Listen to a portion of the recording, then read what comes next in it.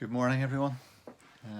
It's Easter Monday, probably the strangest Easter Monday that any of us have ever, or hopefully will ever, experience. No trips away, no picnics out, no visits to the beach or the park. It's all a little bit strange and a little bit disorienting. Yesterday probably felt the same for a lot of people, not being able to gather together in church, but hopefully you were able to join us online and to be able to share together in celebrating the risen Lord.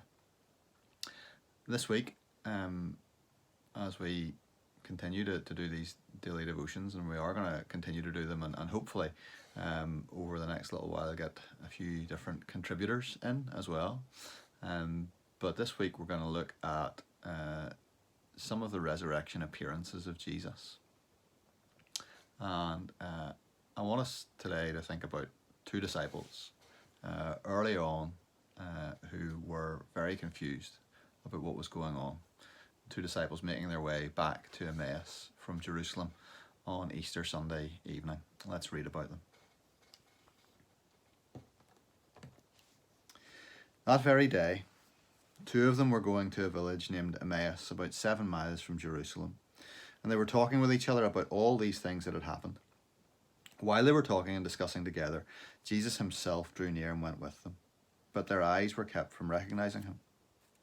And he said to them, "What is this conversation that you're holding with each other as you walk?" And they stood still, looking sad.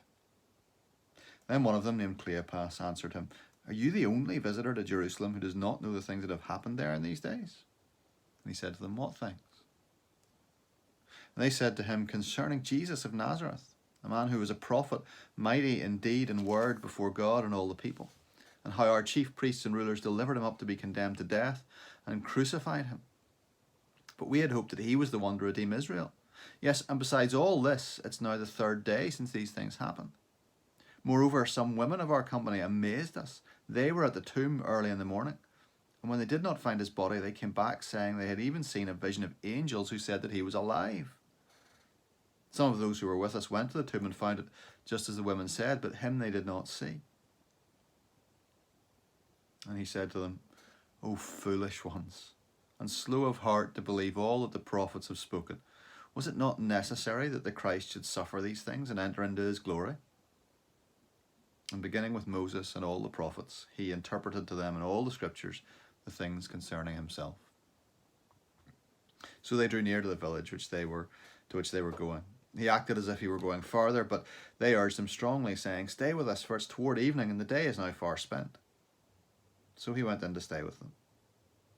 When he was at table with them, he took the bread, and blessed, and broke it, and gave it to them. And their eyes were opened, and they recognized him, and he vanished from their sight. They said to each other, "Did not our hearts burn within us while he talked to us on the road, while he opened to us the scriptures?"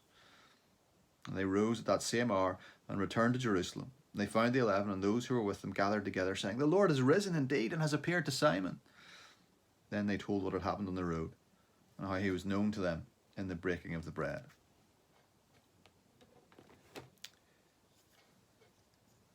I love that passage. I love that story. It's really human. It's really, it's how a lot of us would probably feel and react on that day. These disciples walking back to Emmaus are confused. They are uncertain. They are sad. They don't know what to make of the news they've heard from the women that morning. They're just in a fog and a haze of confusion. Perhaps that's one of the things that explains why they don't recognize Jesus. But the reality is, of course, that he is hidden from them. He is deliberately hiding himself from them so that he can have this conversation. What we need to be aware of, I think, after Easter Sunday, and especially at the moment, is that we can experience Jesus with us in all kinds of situations and in all kinds of places. We can experience him with us in the darkness and in the confusion, These disciples felt confused. They were still in the darkness of Good Friday. They were still uncertain about what the future would hold. But even there in the darkness and in their grief and in their sadness, Jesus is with them. He's walking with them. And in our darkness, and our sadness, and our grief, as those grim statistics keep coming in, and as we reach the numbers of 10,000 hospital deaths yesterday in the UK,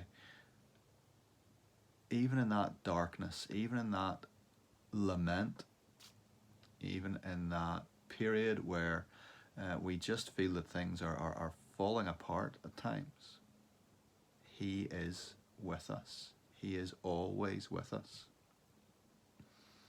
Those friends of mine who are Liverpool fans will love me for quoting the song "You'll Never Walk Alone." But that is the reality with us when we have Jesus, the risen Jesus in our lives. We don't walk any of the roads we walk alone, including the road through coronavirus. But they also encounter Jesus in His Word, as Jesus opens the Scriptures to them, as He opens up the law and the prophets, and He explains to them all the things in there concerning Himself. They are amazed that you can almost see the light bulb going on above their heads, and later on they talk about their hearts burning within them as He explained the Scriptures to them. And that's an experience which maybe a lot of us have. Maybe we wouldn't put it in those words, but we would have that sense, yes, this is speaking to me, and something within me is responding, something within me is reacting. John Wesley, famously in the Aldersgate Street Chapel, when he was hearing the word explained, said he found his heart strangely warmed, and found this new experience of Jesus speaking directly to him. And that's what we find in the Scriptures. That's what I hope you find as you read and as we explain these things to you. And then He is known to them in the breaking of the bread. In the communion meal, they remember, the light goes on again as they sit around the table, and He breaks the bread, and they're transported back just a few days to the Thursday night and to the breaking of the bread and the sharing of the wine. And when we put the two things together, word and sacrament together, we experience His presence with us in a very important way, and hopefully soon we'll be able to do that again. It's good to share these things with you, and as I say, over the next few days this week we'll share these different resurrection appearances. I trust that you will know His presence, His risen presence with you today in all that you do. God bless.